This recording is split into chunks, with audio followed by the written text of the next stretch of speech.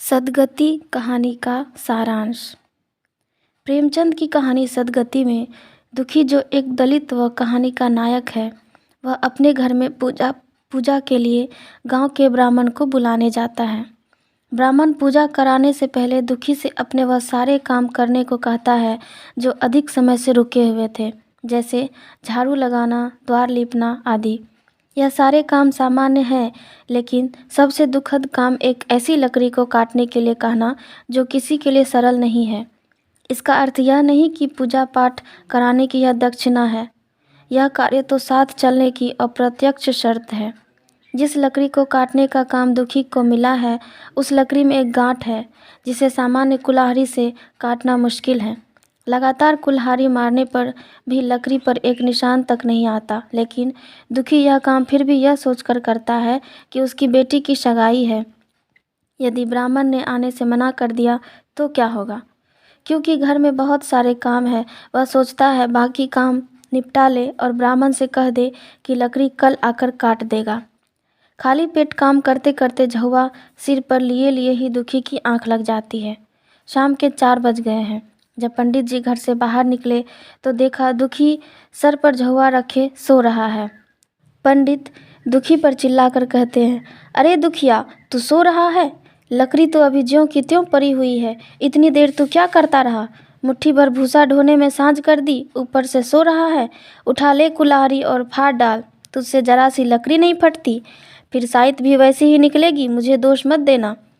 दुखी ने कल आकर लकड़ी काटने वाली बात कहने का जो विचार आया था, वह विचार ही रह गया। लकड़ी के पास आकर पंडित जोर देने लगे कि लकड़ी पर जोर से मार, अभी फट जाएगी।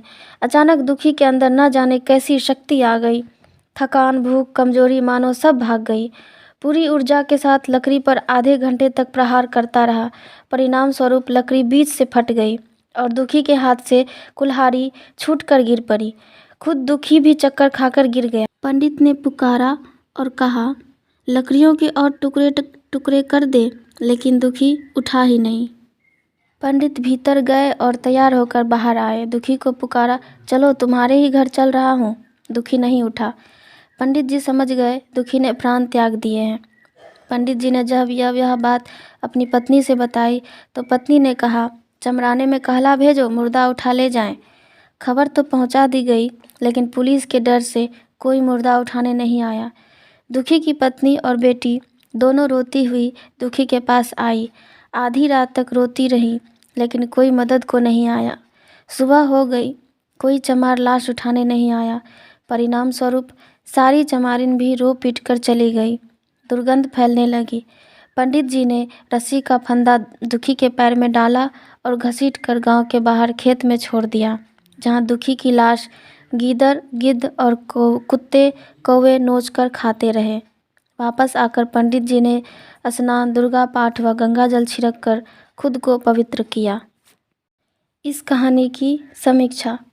प्रेमचंद जी ने इस कहानी के माध्यम से जातिवाद पर प्रहार किया है, जहां उच्च श्रेणी के जाति वालों द्वारा निचली जाति वालों का शोषण किया जाता है। ईश्वर ने सबको एक समान बनाया है। ऊंच नीच तो इंसान के द्वारा दिया गया वर्गीकरण है। इस कहानी के माध्यम से पता चलता है कि इंसान के भेदभाव भी कितने औपचारिक हैं, और एक तरफ पंडित जी दुखी की मृत्यु के बाद भी उसे इसलिए नहीं छूना चाहते क्योंकि वह अपवित्र हो जाएंगे। यदि किसी चमार को स्पर्श किया तो दूसरी तरफ उसी चमार द्वारा फाड़ी गई लकड़ी से घर की रसोई में भोजन तैयार किया जाएगा। तब फाड़ी गई लकड़ी छूने वाली स्त्री, रसोई या खाना कुछ भी अपवित्र नहीं होगा। जब दुखी चिलम पीने के लिए आग मांगने घर के अंदर चला जाता है तो पंडिताइन उस पर इतना क्रोधित हो जाती है कि आग दुखी के सिर पर ही फेंक देती है। इसका भी दुखी बुरा नहीं मानता और सोचता है कि मैं पंडित के घर चला आया, इसकी सज़ा ईश्वर ने अभी इतनी जल्दी दे दी। कहते हैं कि भूखों को खाना खिलाना पुण्य का काम है, लेकिन इस कहानी में दुखी जो घर से जलपान भी करके नहीं आया था, सारा दिन दुखी से मुफ्त में काम करवाने के बाद भी उसे 2 रोटी देना भी पंडित व पंडिताइन ने जरूरी नहीं समझा।